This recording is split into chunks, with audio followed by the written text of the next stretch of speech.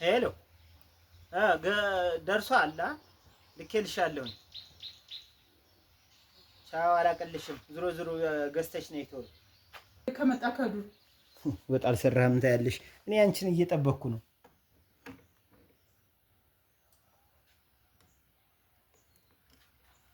አንቺን እየጠበቅኩ ነው። ታውቃቱ እንግዲህ ይሄው አጥቼልሃለሁ። ይሄው አስገቢ። ዘይቱንማ ደብቂ። ካሁን በኋላ ይኸውልሽ ዘይት ቆጥበሽ ነው የምትጠቀሚው። ልበላ ማለት ነው። እንትን እያስያችሁት ነው። ዛሬ ሰይድን አላበላውም። ያይታችሁታል ምን እንዳለኝ ማለት ነው። በቃ እንትን እያለ ይሄ የሰጠሁሽ ብር የት ነው ምናምን እያለ ማለት ነው። እና ስለዚህ አላቀምሰውም። ኧረ ጉድ ወደሽ ነው የት ነው ያነሳው? ያው የኑሮ ውድነቱ ነው እንደዚህ የሚያጨቃጭቀን። ግን የእሷ ተለየብኝ ማለት ነው። እንደምታዩት እንግዲህ የገዛችው ዘይት እንኳን በጣም ከባድ ነው ማለት ነው። በእኛ ቤት የሚገዛ አይደለም። እንዴት አይደለም? በእኔ እምነት ይሄን የሚያክል ዘይት ጉር ነው እውነት። ሰው እንደ ኑሮ ማለት ነው። እንደ ሰው በጉትሌሽ በሃይላንድሽ ገዝተሽ አመጭም አልገዛም።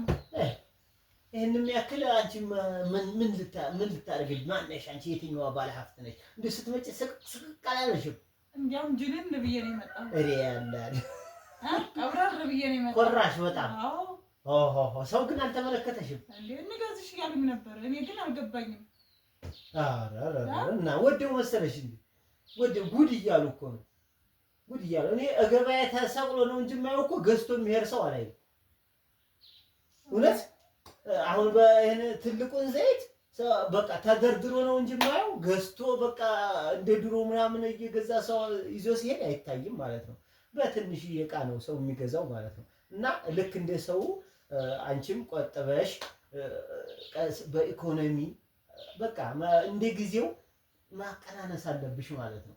በቃ እንደዛ አድርገሽ ነው መኖር ያለብሽ ነው የምለው። ግን እሷ እያዳመጠችኝ አይደለም። አሰማኝ ወይኔ የመዳም ቤት ማረኝ የመዳም ቤት ማረኝ። የመዳም ቤት እዚህ የለም። የመዳም ቤት ተከትሎ ይመጣል። ይሄ የኛ ቤት ነው። አሁን ምሳሌ ሰራ ነው የኛ ቤት ነው። እሺ ቻውሽ። እሺ። እና ስለምትከታተሉን በጣም አመሰግናለሁ። ካዲያን በውስጥ ምከሩልኝ ማለት ነው። በጣም ወጭ አልበቃትም ማለት ነው።